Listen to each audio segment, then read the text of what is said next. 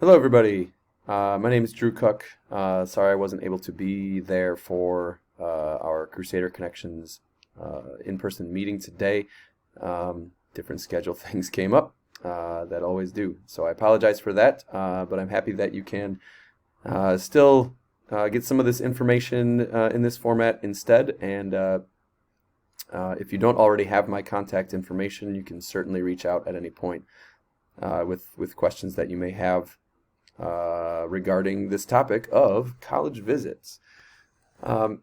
So what I'm going to do is just kind of go through some basic information of different topics related to college visits, and especially knowing that it's a fairly timely thing for many of you who may have students in the junior class, especially. Very important thing to consider as senior year starts getting closer and closer and closer. So where we'll head here is this. We will look at what the benefits of college visits are. This topic called feel, preparation for visits and timing of those visits, and then also if there are questions that come up, which can't come up right now because we're not live, so I should have taken that one off. But again, if you have questions at the end, please feel free to contact me with any of those questions. All right, so let's jump right into it. Benefits of college visits. First of all, I've done surveys of graduating seniors to specifically ask, did they go on any college visits? And if they did go on college visits, were they actually beneficial? And basically, what the answer is a resounding yes, they are beneficial.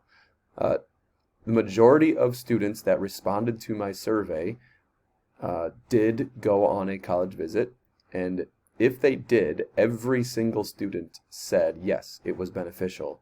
And they listed a number of reasons why, but everyone said it was a good thing. The few students who responded saying no, they did not go on a college visit, most of those said they wish they would have, because they just chose not to, and they realized after going through the whole application process and choosing what school to go to, they're doing it a little bit, I don't want to say blindly, but a little bit blindly, and that can be a little bit stressful as they make a very big decision in life. So yes, they are beneficial, and here's some reasons why. First, you get much more specific and direct questions when you get to talk to a real person and you get to talk to that person face to face. Do you get some good answers if you talk to just an admissions rep over the phone? Sure. Can you get some answers if you just do email? Yeah, that's not out of the realm of possibility. But whenever you talk specifically face to face with a person, it's always going to be different. And we'll talk about some of those questions in a little bit as well. This too, I'll go into more detail on, but in anything, reality is always going to be better than marketing.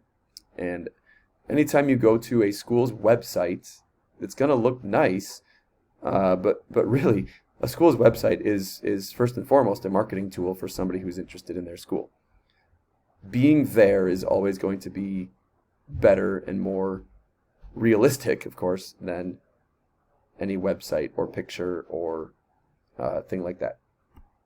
And that's in terms of a few things. Classrooms, there's not many school websites, there's not many college websites that are going to actually have pictures of their classrooms. What do those classrooms look like when students are actually there? What do they look like when they're empty? Can you watch a class and see a professor interacting with students? Does it seem like it fits you or your child as they go through those different things? The campus itself is something that is good to get that reality of. You can get pictures, you can get maps, but you don't really know until you actually step foot on the campus. Do you see students interacting with each other? How do students interact with each other as they go between classes?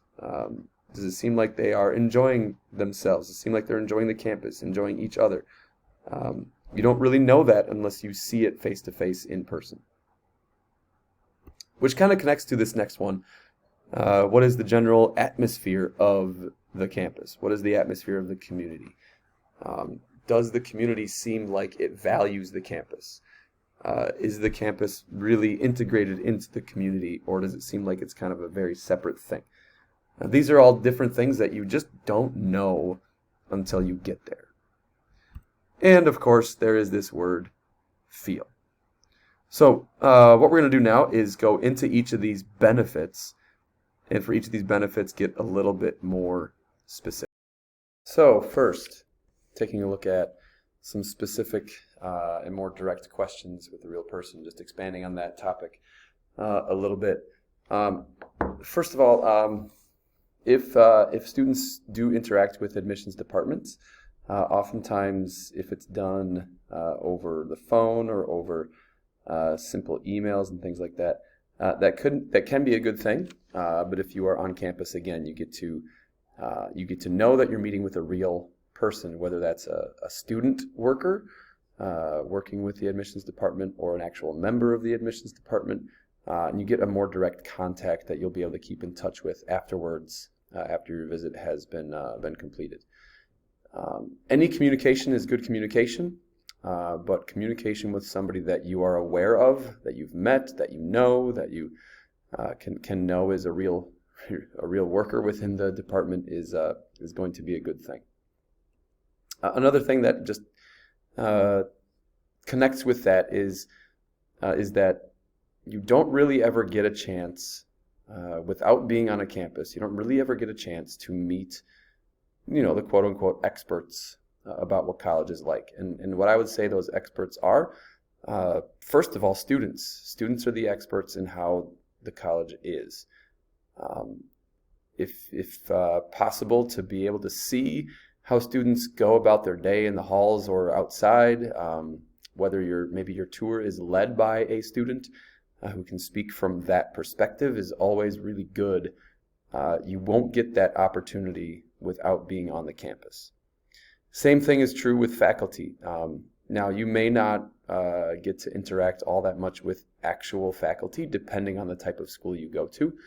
I would suppose the smaller the school is, the more likely the chance is that you'll get to meet an actual teacher, professor. But again, you definitely don't have that option if you do not go to the campus itself. And finally, just if I go to a front desk, if I go to the admissions desk and there's a receptionist there or anything else, what is the general feel that I get? What's the general vibe that I get from that staff member? Does it seem like that staff member has good information on the college? Are they happy to be there, happy to work there? All those things can really come together in a lot of ways when you get to see them face to face again. In the same way, without being on campus and without having a conversation with somebody, when it's just a very periodic, every once in a while get an email, students don't often know necessarily the questions that they have until they are able to actually have a conversation and hear different things be brought up. Again, the only way to really get that is to be on the campus. And finally, many times as you schedule a visit with certain colleges, you can specify the certain things that your child is interested in. So a visit can be tailored to specifically meet the needs of that student. For example, if there is a student who is much more interested in, say, biological sciences than physics, let's just say, then maybe there can be a little bit more time spent in that section of the campus, or maybe ahead of time it can be arranged to either meet somebody in biology or to at least go and see what a biology lab would look like at that school. Next thing is the topic of reality being greater than marketing. And here's how I want you to kind of think about that. It's a little bit like house shopping. If you'd be in the market for purchasing a new home and you go to any realtor website or Zillow or anything like that, You're going to have people that are professional photographers and professional stagers who put those things together so that in every picture it looks absolutely flawless. It looks meticulously well kept and all of those things. Which is, of course, what you need to do. But that's marketing. That's not necessarily reality. The same is going to be true when you're looking into colleges. Most colleges put their promotional materials together at certain times of the year, usually at the very beginning of the year or at the very end of the year, because that's when the campus is, the most well kept, the flowers are blooming, new signs go up, students are smiling because it's their first day on campus and all of these things. It's not trying to swindle you into things, but at the same time, it's marketing. It's not necessarily the complete reality. And so sometimes, just like when you're shopping for a house, quality requires a closer look. If I'm looking for a house and I go into it and I see, okay, the pictures made it look like a huge living room, but now that I'm in it and I consider my furniture, wow, my furniture won't fit in here. The same may be true as you think about colleges. To see that quality requires a closer look. Like, what do the classrooms look like? Is it something that I feel like they're well kept, they're organized well, the buildings are set up well, I know where my classes would be? Same thing with campus. If I feel like the campus is organized effectively, it's got effective parking, it's got a good shuttle system if it's a huge campus, it's got space for me to park my bike or scooter or whatever else it might be. And finally, as you again see how students are interacting with each other, how active students are students even friendly with you as you're touring? That type of stuff sometimes just requires that closer look. Next one is the atmosphere on the campus and in the community. So it's good for students to have a general idea of what they want. Some students definitely like it when a campus is integrated into the community and you can be kind of one and the same. Others definitely want a little bit more seclusion in their campus, where the campus basically is the community. It's good to know what you want, but in the same way, it's hard to know until you know. And that'll get us to the next slide. But again, being on multiple college campuses allows you the opportunity to then compare different styles of campus and community atmospheres. This also connects to things like housing. What is the atmosphere in the dorms? How is the setup of the dorms? How do the cafeterias work when connected to the dorms? Is there a cafeteria connected to the dorm? All of those different things, again, you could read about, but you don't really know until you've seen, okay, how do I walk from one place to the other in terms of that housing and room and board and all those things. Which connects then finally to what's the distance to the frequently visited areas. If I'd go from my dorm to traditionally where the freshmen have classes, if I go from my dorm to a student union, what would it be like if I go to and from? What's the atmosphere like as I am traveling there? Is it walking? Is it biking? Is it a shuttle? Again, questions you don't really know, answers you don't really know until you get there. And really, that all goes to this topic of feel. This word feel is kind of an ambiguous word, but again, when surveying students who went on college visits, they used the word feel more often than any other word. I was looking for what type of feel it had. And so it's important for a student to consider, what does feel mean to you?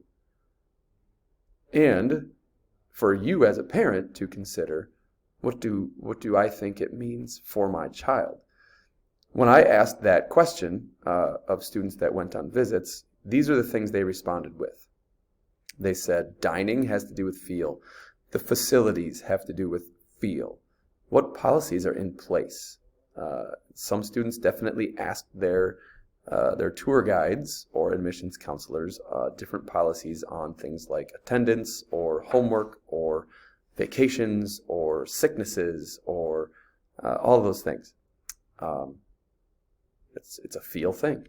Dorm to classroom building distance, parking, not necessarily something you always think about, but if it's a bad parking setup, that's going to lead to frustration over time. How faculty interacts with students. Do faculty even interact with students? What activities there are in high school? Most of the time, what you can be active in is a full team, an official thing. And for most students at the college level, most are not involved in something official. It's more of a club. What types of activities then are there available? What other stuff to do is there, whether that's in the community or just on the campus? And again, staff helpfulness. A lot of these things are things that we've already highlighted here, but this kind of specifies it even just a little bit more in terms of that word feel. Then, looking at some things to think about in preparation for visits, because really, questions that have good thought behind them are going to produce answers that have good thought behind them. So I've got just a list of 6 things here that I think would be worthwhile to ask when it comes to visiting a college. And it's not a guarantee that all of these, any college will have a great answer for you, but at the same time, it's less on the surface level, and it gets to be a little bit deeper into how this campus will actually serve me or my child. For example, who will my child be interacting more with? Will my child be interacting with actual professors or just the teacher's assistants who grade the papers? It's important to know, and it depends on your child's preferences as well. Typically, the bigger the school, the less interaction you'll have with the actual faculty of a certain subject area. But if you're majoring in something, I think you'll want to know if the actual professors will be available for me to communicate with. In the same way, are there research opportunities for me? Depending on your area of study, your child's area of study, research is a great thing that happens for lots of undergraduate students. Are those opportunities available? And if so, what types of opportunities? I guess connected with that, a word that I don't have up here but is very similar to that is internships. Are there internships available? Next would be academic advising.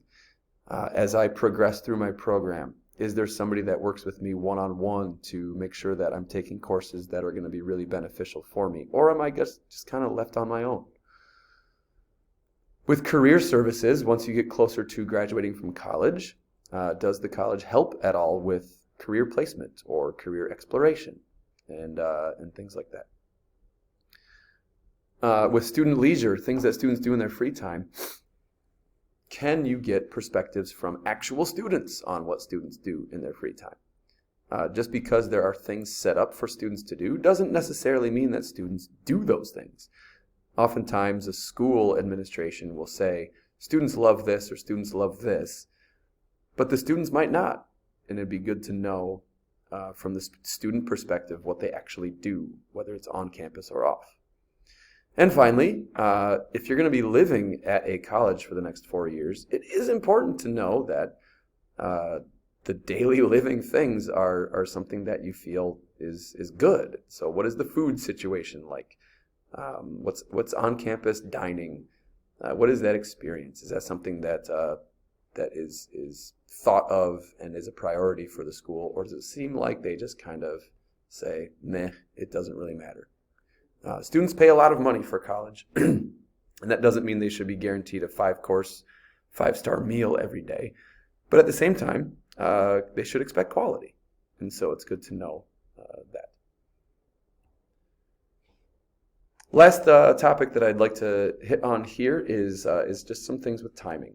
And so 3 things to just consider, first of all, and that would be what your student's age is and what your student's aim is, meaning how quickly they want to get involved in this college process, how close to the application process they are, if your child's a junior or a sophomore or freshman.